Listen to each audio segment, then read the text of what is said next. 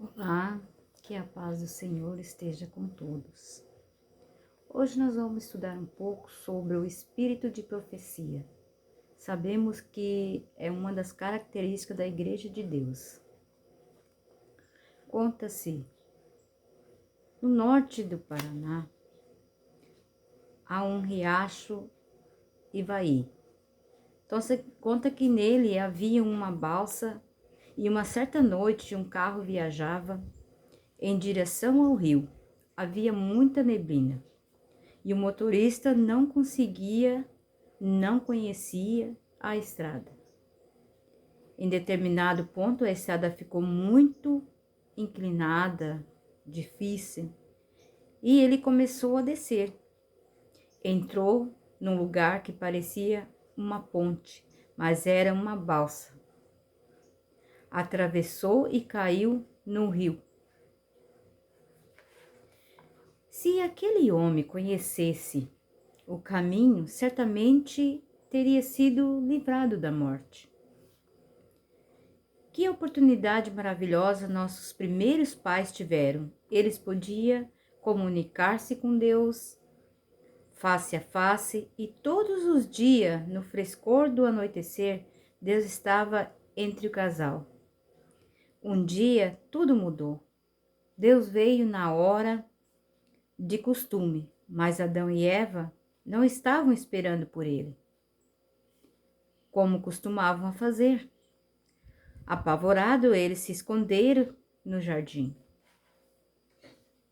Ele respondeu: ouvi a tua voz no jardim e porque estava nu, tive medo e me escondi. Está em Gênesis capítulo 3, no versículo 10. Geralmente uma criança fica ansiosa para que seu pai volte logo do trabalho. Mas quando essa criança desobedece, ela já não está mais com tanta vontade assim que o pai chegue. Se transforma aquela vontade, aquela ansiedade de viver o pai chegar, se transforma em medo. Geralmente é isso que acontece. Como resultado do pecado, ao invés de gozar a presença de Deus, a raça humana passou a ter medo, não podendo encarar Deus.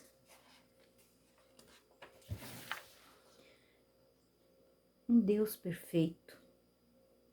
Não foi Deus que se afastou de nós. A humanidade se afastou de Deus por causa do pecado.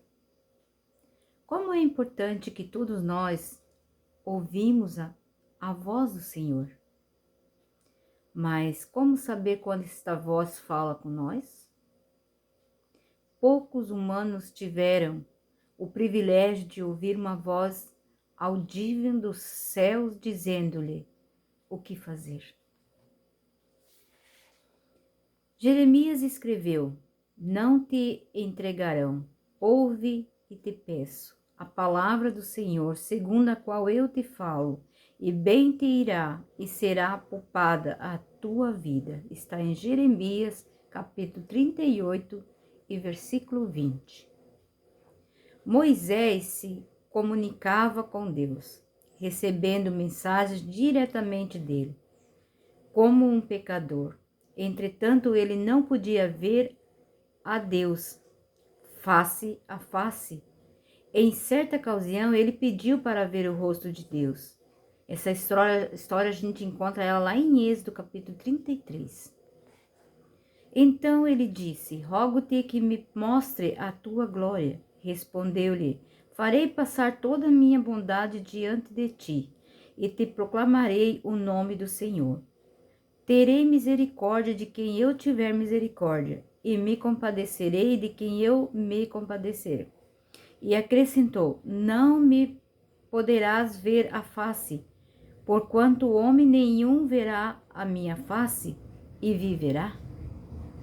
Disse mais o Senhor: eis aqui um lugar junto a mim, e tu estarás sobre a penha. Quando passar a minha glória, eu te porei numa fenda da penha, e com a mão te cobrirei, até que eu tenha passado. Depois eu tiro a mão, e tu me verás pelas costas, mas a minha face não se verá. Está em Êxodo capítulo 33, 18 e 23. No tempo do Antigo Testamento havia 3 maneiras pela qual o homem recebia as mensagens de Deus. Algumas vezes as linhas de comunicação eram cortadas e Deus não podia falar com eles. Aqui estão as 3 métodos pela qual Deus falava com seu povo. Sonhos, em Daniel capítulo 7, 1.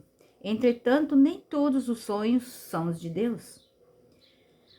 Carlos era um jovem muito supersticioso. Ele tinha muito sonho e parecia achar que todos eles tinham um significado importante. Um dia, na sala de aula, ele relatou um de seus estranhos sonhos e pediu ao professor que o interpretasse.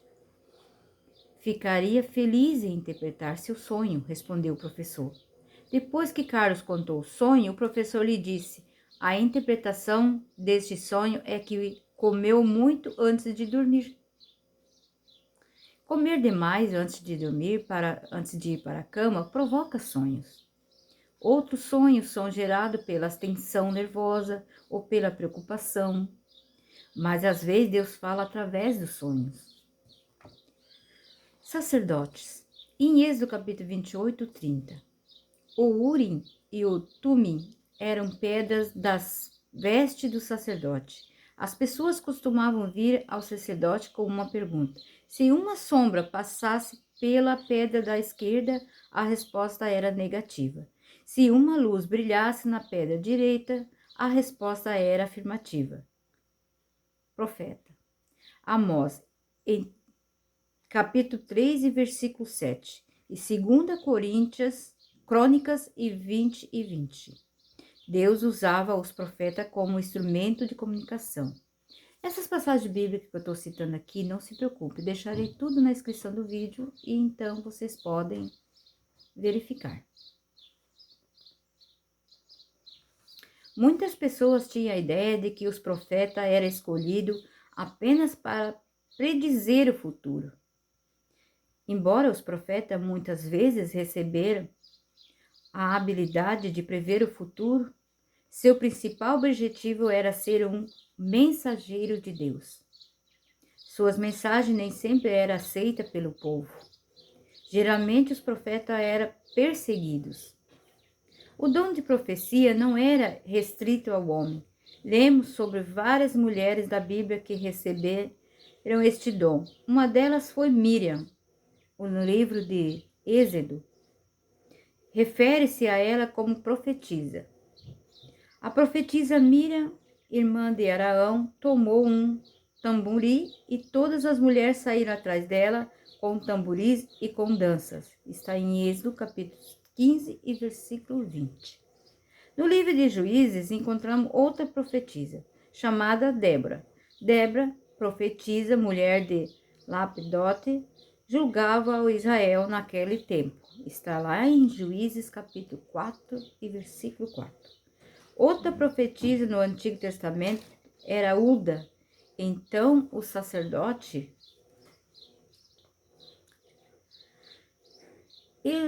Elquias, ancião, Achor, Sofã e Asaías foram ter com a profetisa Ulda, mulher de Salom. O guarda-roupa, filho de Jicvá, filho de Arás, e lhe falaram. Ela habitava na cidade baixa de Jerusalém. Está em 2 Reis, capítulo 22, e versículo 14. Na época do nascimento de Cristo, o livro de Lucas nos fala sobre uma profetisa no templo de Jerusalém. Havia uma profetisa chamada Ana, filha de Fanuel, da tribo de Azer, avançada em dias, que vivera com seu marido 7 anos desde que se casara. Está em Lucas capítulo 2, versículo 36. Em Atos 21, versículo 9, lemos a respeito das 4 filhas de Filipe, que moravam em Cesareia, e todas as 4 tinham o dom de profecia. Como notamos nas duas últimas referências, nem todos os profetas viveram na época do Antigo Testamento. Jesus foi o maior de todos os profetas. O livro de Apocalipse é um dos livros proféticos mais impressionantes da Bíblia e foi escrito pelo apóstolo João. Nada indica que o dom de profecia fosse algo restrito aos tempos bíblicos. Está dito claramente que haverá profeta nos últimos dias. E acontecerá depois que derramarei meu espírito sobre toda a carne, e vossos filhos e vossas filhas profetizarão, vossos velhos sonharão, e vossos jovens terão visão. Está em Joel, capítulo 2, versículo 28. Entre os dons prometidos, a igreja cristã está o dom de profecia. E ele mesmo concedeu uns para o apóstolo, outros para profeta, outros para evangelista e outros para pastores e mestres, com vistas aos aperfeiçoamento dos santos para o desempenho do seu serviço, para a edificação do corpo de Cristo. Está em Efésios capítulo 4, versículo 11 e 12. No capítulo 12 do Apocalipse, Deus destaca a história da igreja cristã da época, do nascimento de Cristo, até o fim da história do mundo. Na sua fase final, essa igreja recebe duas marcas que identificam. Irou-se o dragão contra a mulher e foi pelejar com os restantes da sua descendência, os que guardam os mandamentos de Deus e têm o testemunho de Jesus. Está em Apocalipse 12, versículo 17. A igreja que o Satanás odeia tem duas marcas importantes, que distinguem. Guarda os mandamentos de Deus, e muitas religiões pregam que os 10 mandamentos foram abolidos na cruz. E, no entanto, a Bíblia, a igreja final, remanescente, é notada por guardar os 10 mandamentos e não alguns mandamentos. Não apenas 9, mas assim todos os 10.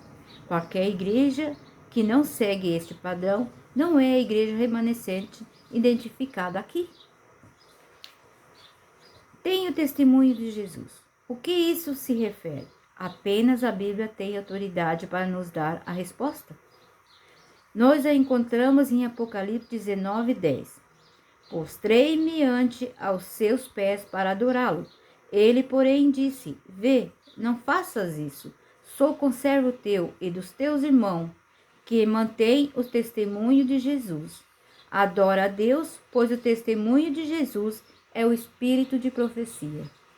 Qualquer igreja que preencha os requisitos que a identifique como a última remanescente de Deus, como está no livro de Apocalipse, deve ter a manifestação do dom de profecia.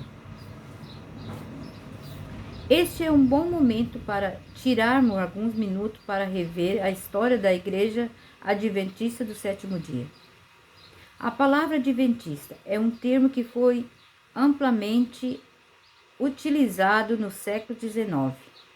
Um grande reavivamento no interesse pela segunda vinda de Cristo, ou o segundo advento, como era conhecido na época. Espalhou-se pelo mundo aqueles que pregavam o retorno iminente de Jesus, eram chamados adventistas.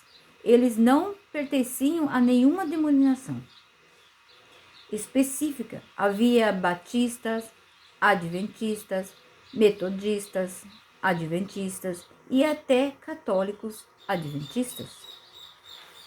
Um dos primeiros pregadores do segundo advento no século XIX foi um homem chamado Guilherme Miller.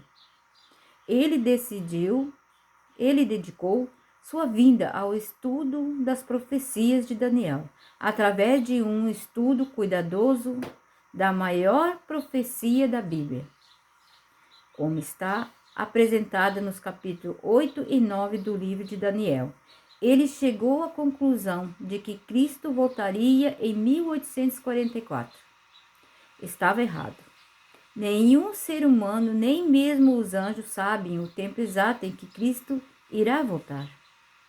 Mas ele foi sincero em sua crença. Quando Jesus não apareceu em 1844, foi um amargo desapontamento para aqueles que esperavam sua volta naquele ano. Além da amargura, do desapontamento, eles estavam envergonhados porque as pessoas zombavam deles. Eles foram sinceros no estudo do livro de Daniel, estudando cautelosamente cada verso, cumprindo assim a profecia do capítulo 10 do Apocalipse. Tomei o livrinho da mão do anjo e devorei, e na minha boca era doce como mel. Quando, porém, a comi, o meu estômago ficou amargo. Está em Apocalipse 10, 10. Enquanto eles estudavam as profecias e acreditavam que a vinda de Jesus estava próxima, a mensagem era doce como mel. Por ocasião do grande desapontamento, o que era doce tornou-se amargo. Deus não se esqueceu de seu povo fiel. Apesar de seu erro, ele ainda os amava. Ele fez 3 tentativas para comunicar-se com eles. Em 1842, vivia em Boston um eloquente pregador batista que estava preparando-se para o ministério episcopal. Seu nome era William. Em 18 de janeiro e 4 de fevereiro, ele recebeu 2 visões relacionadas ao advento próximo do Salvador e a jornada do povo de Deus até a cidade celestial, em 1844. Ele recebeu uma terceira visão. Ele teve medo de proclamar as mensagens que recebera.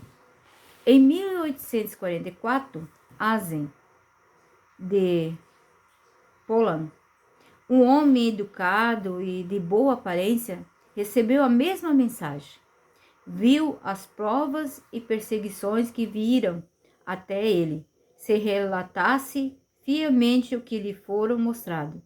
Equivocou-se da tarefa e recusou-se a relatar a visão, e ele recebeu a visão 3 vezes, mas recusou. Finalmente lhe foi dito que estava livre da responsabilidade e que o fardo seria entregue à mais frágil das frágeis criaturas, que aceitaria a desafio. Chocado com esta mensagem, ele repetidamente decidiu relatar a visão, mas não conseguiu lembrar uma palavra sequer. Ellen Goldhammer tinha apenas 17 anos. Em 1844, ela era a mais frágil dentre os fracos, quando pequena foi atingida no rosto por uma pedra jogada por uma colega. Aquele golpe quase o matou, e ela ficou por algum tempo entre a vida e a morte. Continuou com a saúde fragilizada, recuperando gradualmente apenas um pouco de suas forças. Nunca mais ela foi capaz de frequentar a escola regularmente. Nesta época, Deus deu a ela uma mensagem de encorajamento para o grupo de adventistas batalhadores. Diferente de William, ela teve vontade de passar a mensagem adiante, continuou recebendo as mensagens de Deus até sua morte em 1915. Que tipo de livro poderiam ser escrito por uma garota fraca sem estudos que teve de abandonar a escola depois da 3ª série? E ela escreveu 69 livros, e estes livros são usados em faculdades, universidade. Em um determinado país, o ministro da Educação, precisando de uma guia para o seu sistema educacional, adotou seu livro Educação como um manual para seu governo. É quase impossível ler os livros de Ellen White sistematicamente sem sentir a convicção de que eles são inspirados. Cientificamente, ela estava muito à frente de seu tempo. só há pouco tempo. A ciência está chegando às declarações que ela fez no século XIX. Naquela época, ela falou sobre as causas do câncer, sobre os perigos do colesterol, sobre a ameaça à saúde provocada pelo álcool e pelo tabaco, sobre a influência pré-natal. Naquele tempo, alguns médicos prescreviam tabaco para certas doenças respiratórias. Era uma época em que a fumaça que subia das chaminés das fábricas era sinal de progresso. Ela escreveu sobre os perigos da poluição do ar, mas antes da sociedade se preocupar com os problemas ecológicos. Algumas de suas declarações soavam misteriosas para seus leitores do século XIX. Ela falava sobre correntes elétricas no sistema nervoso, os nervos no cérebro, que se comunicam com todo o sistema, são o único meio através do qual o céu pode comunicar-se com o homem e afetar sua vida. Qualquer distúrbio na circulação das correntes elétricas no sistema nervoso enfraquece as forças vitais e o resultado é a perda da sensibilidade da mente. Isso está no livro dela, Testemunho para a Igreja, no volume 2, na página 347. Queridos, eu vou fechar esse vídeo aqui, mas o tema continua no próximo vídeo. Espero que vocês consigam entender onde vamos chegar, o que significa espírito de profecia para nossos dias. Que Deus abençoe a todas. E para você que está chegando agora, que não é inscrito, se inscreva no canal, ative o sininho para receber os próximos vídeos, compartilhe com suas amigas, seus amigos, seus irmãos, grupos. Seja você um mensageiro de paz, levando a palavra de Deus o mais longe possível, para que todos possam ouvir. Que Deus abençoe a todos e até o próximo vídeo.